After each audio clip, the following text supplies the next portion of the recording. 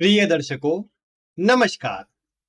आज मैं आपको सूर्य से जुड़े कुल 9 रोचक और बहुत ही महत्वपूर्ण सूत्र बताने वाला हूं। आज मैं जो आपको सूर्य से जुड़े सूत्र बता रहा हूं, इसे आप किसी भी कुंडली पर लागू करिए। आप देखेंगे आपको परिणाम सटीक ही मिलेगा। ये सूत्र सूर्य से ही जुड़े हैं, इसीलिए आज केवल एक ही ग्रह की जानकारी दे रहा हूं। ऐसा नहीं है कि मैं सारे के सारे सूत्र आपको बता पाऊंगा।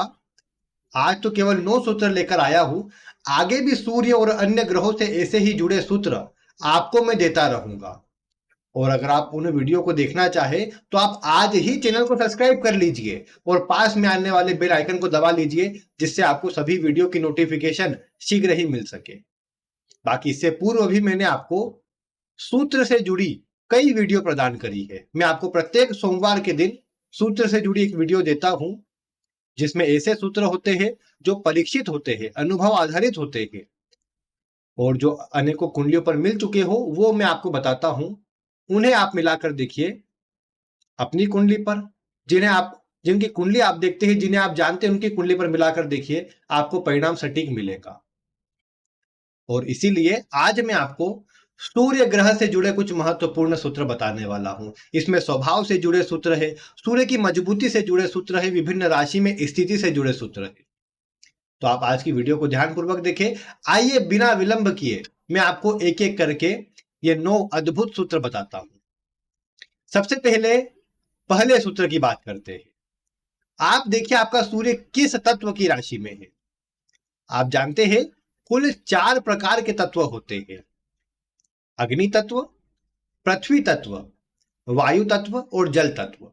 इसी प्रकार आप गिनती कीजिए, मेष, वृषभ, फिर आपकी मिथुन और फिर कर्क, ऐसे 4 प्रकार की राशियां हुई। ऐसे 4-4 करके आप गिनती करिए।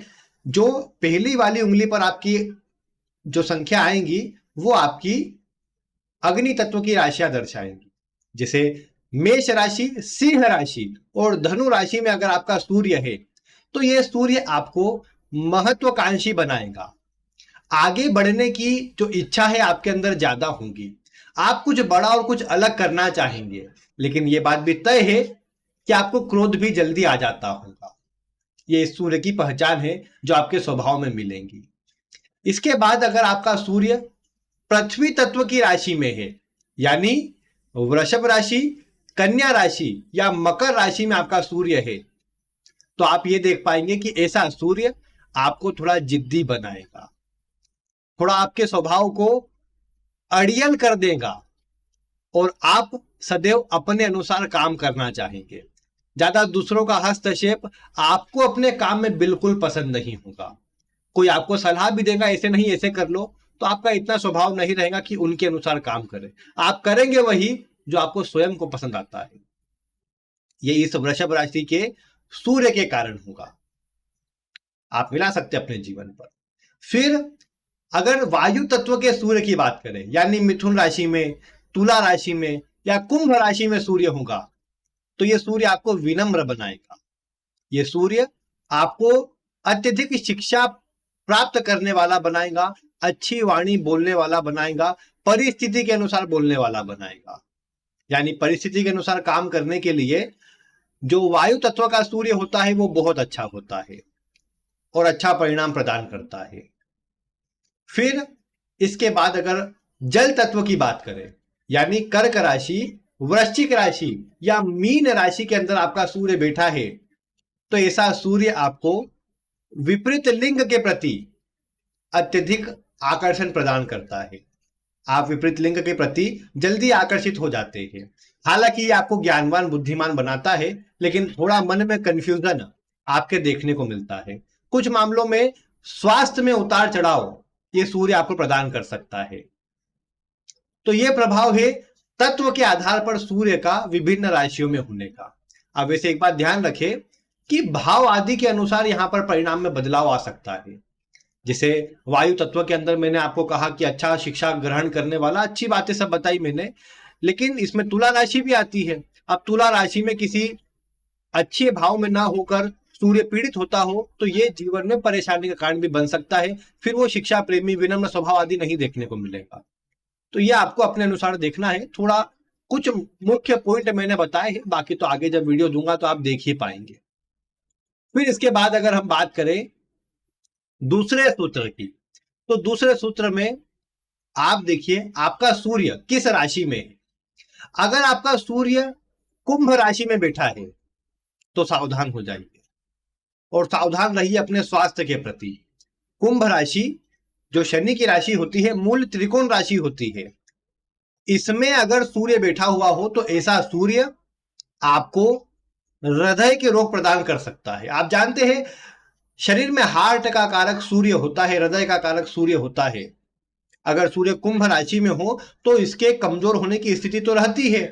और इसी अवस्था में यह भी देखने को मिला कि यह सूर्य ऐसे व्यक्ति को हृदय से जुड़े कोई रोग प्रदान कर सकता है। अब जितनी खराब स्थिति होगी उतना गंभीर रोग होने की संभावना रहेगी। और अगर विशेष खराब स्थिति न हो, शुभ ग्रह के प्रभाव में हो, तो हृदय से जुड़े मामूली रोग देखने को मिलेंगे जो इसे कोई विशेष चिंता प्रदान नहीं करेंगे। फिर इसके बाद इसमें एक बात जो ध्यान रखना है, इसी कुंभ राशि में आप ध्यान रखिए, लग्न में होगा तो इसे व्यक्ति को स्वयं को ज्यादा प्रभाव मिलेगा। चतुर्थ में हो या दशम में हो तो पिता को अधिक प्रभाव मिलेगा। पिता के स्वास्थ्य में इस तरह के रोग देखने को मिल सकते हैं। तो ये बात आपको ध्यान रखना है, किस भाव में है उसके अनुसार उस व्यक्ति के लिए भी प्रभाव देखा जा सकता है। बाकी कुंभ में हो तो थोड़ा हृदय रोग या हृदय से जुड़ी समस्या ऐसे व्यक्ति को आ सकती है, तो उसका ध्यान रखा जाना चाहिए। फिर अगले सूत्र की ओर बढ़ते हैं। अगला सूत्र आप देखिए, अगर आपकी कुंडली में सूर्य कन्या राशि में बैठा है, कन्या राशि सूर्य के लिए बहुत मित्र राशि तो नहीं कही जाएंगी, अगली राशि तुला होने के कारण यह माना जा सकता है कि यह सूर्य नीचा भी राशि है, और नीचा भी राशि होने से इसको कमजोर या पीड़ित माना जा सकता है।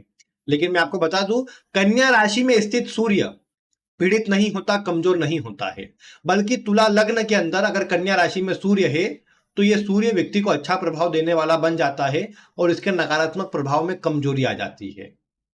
बाकी किसी भी राशि में, किसी भी लग्न के अंदर, किसी भी भाव में अगर कन्या राशि का सूर्य है तो यह खराब नहीं है, अच्छा प्रभाव देने वाला है, जीवन में आगे बढ़ाने वाला, तो यह अच्छा होता है। फिर इसके बाद अगर आपकी जन्म कुंडली में सूर्य लग्न में है, लेकिन कैसा है, लग्न में ही पीड़ित है। पीड़ित कैसे होगा, शनि के साथ है, राहु के साथ है, साथ में हो ज्यादा प्रभाव देखने को मिलेगा, दृष्टि से थोड़ा कम प्रभाव देखने को मिलेगा। लेकिन अगर पीड़ित हो लग्न के अंदर ही तो ऐसे व्यक्ति के, अगर राशि आदि के अनुसार पीड़ित ना हो, मतलब राशि का प्रभाव मैं आगे किसी वीडियो में बताऊंगा, लेकिन अगर लग्न में ही हो और पीड़ित हो, किसी पापक ग्रह के साथ हो, तो ऐसे व्यक्ति के बाल शीघ्र ही सफेद हो जाते हैं। आजकल तो सामान्य रूप से देखने को भी ज्यादा मिलता है, लेकिन फिर भी आप देखेंगे जिसके लग्न में सूर्य होगा और पीड़ित होगा, ऐसे बच्चे की कुंडली के अंदर या ऐसी लड़की कुंडली के अंदर भी होगा, तो आप देख पाएंगे कि बाल जल्दी सफेद हो जाएंगे, कम उम्र में ही अधिक सफेद बाल आपको देखने को मिलेंगे। फिर अगले सूत्र की ओर बढ़ते और अगला सूत्र है कि सूर्य अगर बुध के साथ हो, बुध आदित्य योग आप सुनते हैं, सूर्य अगर बुध के साथ हो, लेकिन कहां पर हो, तो जन्म कुंडली के अष्टम भाव में हो। जन्म कुंडली के अष्टम भाव में सूर्य बुध के साथ हो तो ऐसा सूर्य राजनीति में आकस्मिक लाभ कराने वाला होता है, आकस्मिक सफलता दिलाने वाला होता है। लेकिन यही सूर्य जातक के स्वभाव को संन्यासवत कर देता है, यानी सन्यासी जीवन जीना ऐसे व्यक्ति का स्वभाव हो जाता है।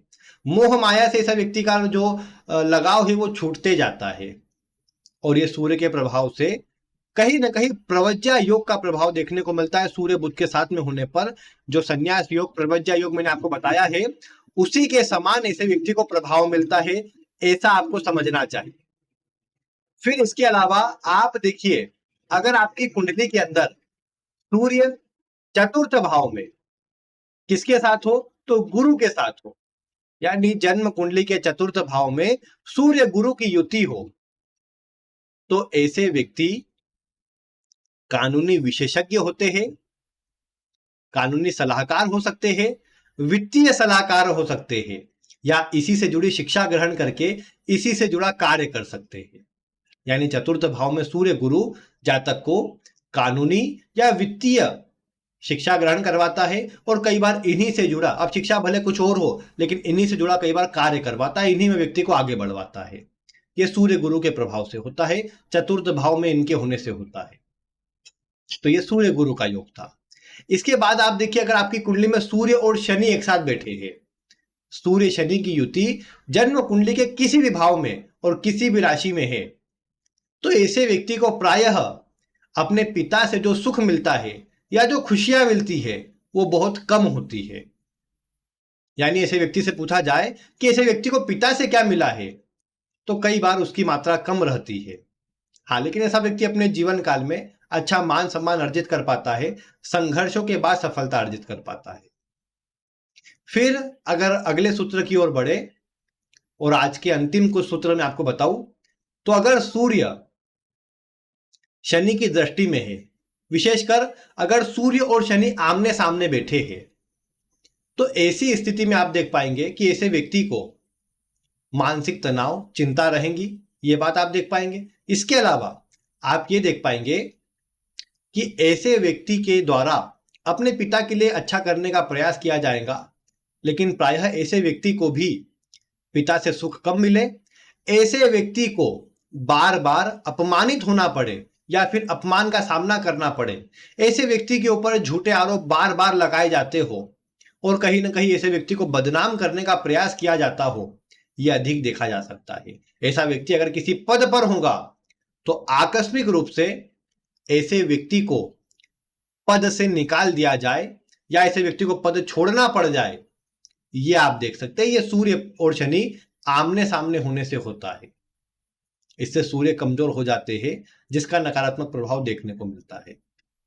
बाकी तो सूर्य अगर शनि के प्रभाव में ना हो, अच्छी स्थिति में हो, और या फिर शनि का प्रभाव तो हो लेकिन इतना मजबूत ना हो, तो कुछ स्थिति बचाव वाली हो जाती है, जिससे अच्छा प्रभाव मिलता है। बाकी एक बात ध्यान रखिए, सूर्य पर शनि का प्रभाव हो, सूर्य शनि साथ में हो, इनका कोई भी संबंध बनता हो, राशि परिवर्तन का ही कोई ना संबंध बनता हो, तो ऐसे व्यक्ति आपको देखने को मिलेंगे कि अपने जीवन काल में अपने मान सम्मान को विशेष अहमियत प्रदान करेंगे, अपने मान सम्मान को अच्छे बनाए रखने का प्रयास करेंगे और इनके जीवन में धन या अन्य चीजों से बढ़कर इनका मान सम्मान होगा। जहां मान सम्मान नहीं, वहां ये जाना पसंद भी नहीं करेंगे। तो यह है सूर्य शनि के प्रभाव से। इसके बाद आप देखिए, अगर आपका सूर्य त्रिकोण में स्थित है, त्रिकोण यानी लग्न में, पंचम में या फिर नवम में अगर आपका सूर्य बैठा हुआ है, तो आप अपने स्वभाव में एक बात मिला पाएंगे कि आप देर से सोते होंगे और सुबह जल्दी उठते होंगे। अब वो देर से सोते होंगे, उसका कारण कुछ भी हो सकता है, लेकिन आपको आदत में होगा कि आप देर से सोएंगे और सुबह जल्दी उठ जाएंगे। ये इस सूर्य के प्रभाव से होता है। फिर उपचय भाव, उपचय भाव कौन कौन से? जन्म कुंडली का तीसरा भाव, छठा भाव, 10वां भाव और 11वां भाव, इसे उपचय भाव कहा जाता है। उपचय भाव में अगर सूर्य हो तो यह व्यक्ति को अपने दम पर सफल बनाता है। ऐसा व्यक्ति जहां भी रहे अपने दम पर एक विशिष्ट पहचान बना लेता है। कई बार सरकारी क्षेत्रों से जुड़ने के लिए यह स्थिति अच्छी होती है, यानी गवर्नमेंट जॉब के लिए प्रभाव अच्छा रहता है। बाकी फिर भी जहां भी होगा अच्छा नाम सम्मान होगा ऐसे व्यक्ति का।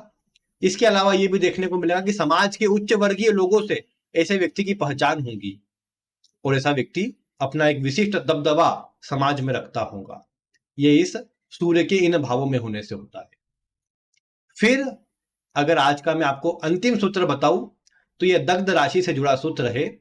वैसे तो मैंने आपको शॉर्ट वीडियो में इसकी जानकारी दी है, लेकिन फिर भी आपको बता रहा हूं कि दग्ध राशि में अगर सूर्य बैठा है तो ऐसा सूर्य पीड़ित भी होगा तो भी अपना शुभ प्रभाव प्रदान करेगा। यानी दग्ध राशि में सूर्य अपना अच्छा प्रभाव देता है। अब आप सोचेंगे दग्ध राशि क्या होती है? बहुत से दर्शकों के लिए नया विषय होगा ये। मैंने इससे जुड़ी वीडियो आपको पूर्व में दी है, नहीं देख पाए आई बटन पर क्लिक कीजिए और उस वीडियो को देखिए। आप जान पाएंगे कि आपको दग्ध राशि एक विशेष प्रकार की राशियां है जो तिथि के आधार पर होती है, जिसमें बैठे हुए ग्रह विशेषकर पापक ग्रह अधिक शुभ प्रभाव दे पाते हैं। शुभ ग्रह का प्रभाव यहां कम मिल पाता है। जितनी आपने सोचा है, जितनी आपकी अपेक्षा है, उससे कम मात्रा में इसका प्रभाव मिल पाता है। लेकिन सूर्य जो कि अग्नि का कारक ग्रह है, अग्नि वाली राशियों में जाएगा, जो दग्ध राशि यानी जली हुई राशियों में जाएगा, तो अपना फल बिल्कुल खराब नहीं करेगा बल्कि और बलवान हो जाएगा। इसीलिए शुभ प्रभाव ऐसा सूर्य प्रदान करेगा, फिर कुंडली के किसी भाव में ही क्यों ना हो। तो आप आज के ये सूत्रों को कुंडली पर मिलाकर देखिए, अपनी कुंडली पर, अपने घर परिवार वालों की कुंडली पर, जिनकी कुंडली आप देखते हैं उनकी कुंडली पर मिलाकर देखिए, आपको परिणाम सटीक मिलेगा। और कितने सूत्र आपकी कुंडली मिल पाया वीडियो में कमेंट करके बताइए। आगे मैं आपको अगले सप्ताह चंद्रमा से जुड़े ऐसे ही कुछ सूत्र बताऊंगा। तो उन वीडियो को देखने के लिए आप आज ही चैनल को सब्सक्राइब कर लीजिए। वीडियो पसंद आए तो इसे लाइक करें। आज की वीडियो में इतना ही। वीडियो देखने के लिए आपका बहुत बहुत धन्यवाद।